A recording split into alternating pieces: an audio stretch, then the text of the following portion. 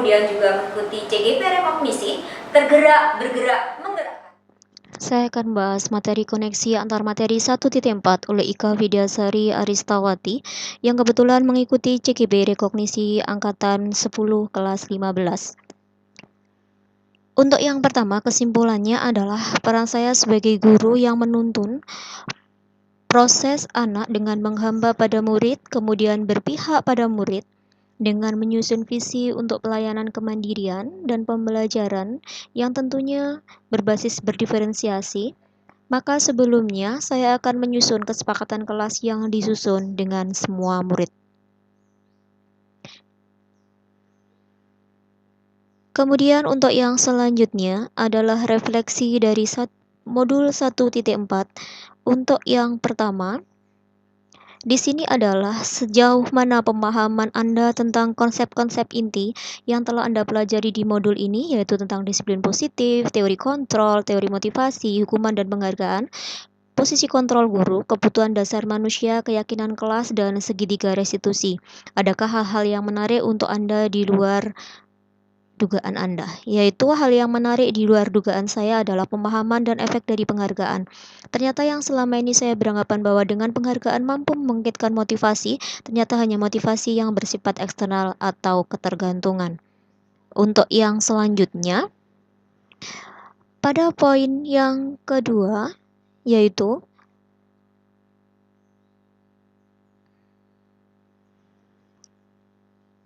posisi kontrol yang saya terapkan lebih banyak pada menghukum, walaupun tidak dalam bentuk fisik, akan tetapi menggunakan kata-kata verbal.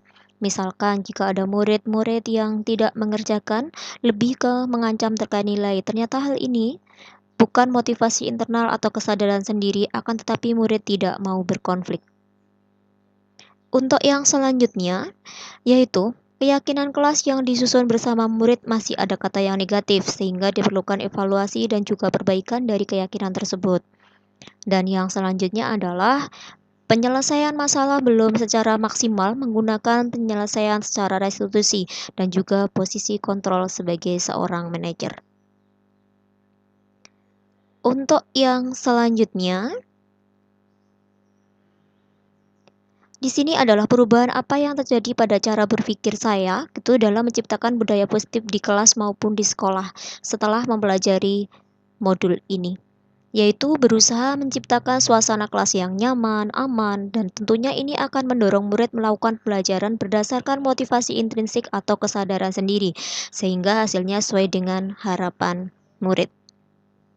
Kemudian di sini juga penyusunan kesepakatan kelas yang nantinya ya untuk selanjutnya adalah penyusunan kesepakatan kelas, keyakinan kelas dengan mengumpulkan gagasan dan mengevaluasi kembali dan dalam pelaksanaannya lebih konsisten dan terus melakukan refleksi serta rencana tindak lanjut.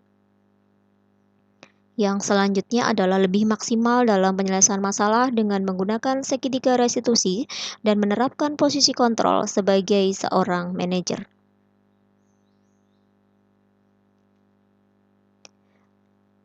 Untuk yang selanjutnya, perubahan yang selanjutnya adalah saya sadar bahwa dalam menciptakan budaya positif di kelas atau di sekolah, perlu melibatkan murid dalam penyusunannya dengan mengadopsi nilai-nilai kebajikan universal yang mereka yakini, sehingga dapat menimbulkan motivasi intrinsik dalam diri mereka untuk sungguh-sungguh dalam melaksanakannya. Untuk yang selanjutnya, pengalaman seperti apakah yang pernah Anda alami terkait penerapan konsep-konsep inti dalam modul budaya positif, baik di lingkup kelas maupun di sekolah Anda? Yaitu jika ada permasalahan yang perlu diselesaikan dengan segitiga restitusi, ternyata anak merasa nyaman, aman, dan merasa didengarkan, serta mempunyai solusi dalam penyelesaian masalahnya. Dalam prosesnya, anak lebih terbuka dan juga mampu, gitu ya, secara personal memahami permasalahan, kemudian anak tersebut juga tahu solusinya seperti apa.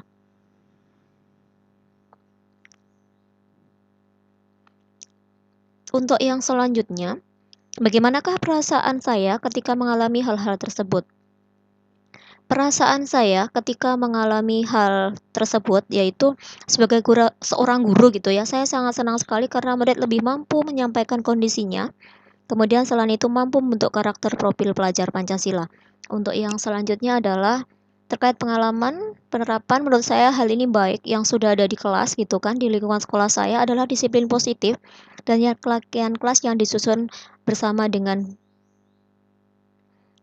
murid yang tentunya berpihak pada murid.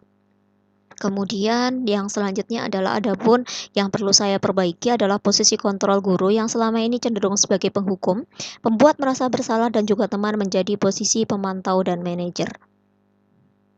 Kemudian yang selanjutnya adalah di sini sebelum pelajari modul ini, ketika berinteraksi dengan murid berdasarkan posisi kontrol, 5 posisi kontrol, posisi manakah yang paling sering saya pakai dan bagaimana perasaan saya saat itu. Setelah pelajari modul ini, posisi ada yang dipakai dan seperti apa perbedaannya. Sebelumnya saya lebih dominan pada interaksi dengan murid, yaitu berdasarkan untuk posisi penghukum ya, membuat merasa bersalah. Kemudian di sini posisi pemantau teman. Perasaan saya saat itu adalah senang gitu ya dan bahagia. Kemudian yang selanjutnya untuk yang sesudah saya akan memakai posisi manajer tetapi ada kalanya diselingi dengan posisi sebagai teman, pemantau. Perasaan saya sekarang adalah saya merasa senang dan bahagia karena diberikan kesempatan untuk menjadi seorang guru. Kemudian bagaimanakah perbedaannya? Atau korelasinya sebelum dan sesudah ada perbedaan yang signifikan terkait dengan posisi kontrol yang akan saya terapkan pada murid. Jika awalnya masih sebagai penghukum akan saya rubah menjadi posisi kontrol teman, pemantau, dan manajer. Kemudian, sebelum pelajari modul ini, pernahkah Anda menerapkan segitiga restitusi ketika menghadapi permasalahan murid Anda? Jika iya, tahap mana yang Anda praktekkan dan bagaimana Anda mempraktekkan? Sebenarnya sudah menerapkan proses segitiga restitusi, akan tetapi pada penerapannya masih dalam posisi kontrol sebagai teman, tidak sebagai manajer gitu ya. Sehingga terkadang motivasi yang ada di murid itu masih motivasi eksternal, bukan kesadaran sendiri. Kemudian, selain konsep-konsep yang disampaikan dalam modul ini, adakah hal lain yang menurut Anda penting untuk dipelajari dan proses menciptakan budaya positif, baik di lingkungan kelas maupun sekolah? Tentunya ada ya Bapak Ibu. Yang pertama adalah kolaborasi untuk membentuk pembiasaan positif antar sekolah, orang tua siswa, serta masyarakat sekitar. Jadi di sini kolaborasi dari keduanya. Kemudian menyediakan sarana dan prasarana. Seperti itu Bapak Ibu terkait dengan apa saja yang perlu saya pahami. Terima kasih. Wassalamualaikum warahmatullahi wabarakatuh.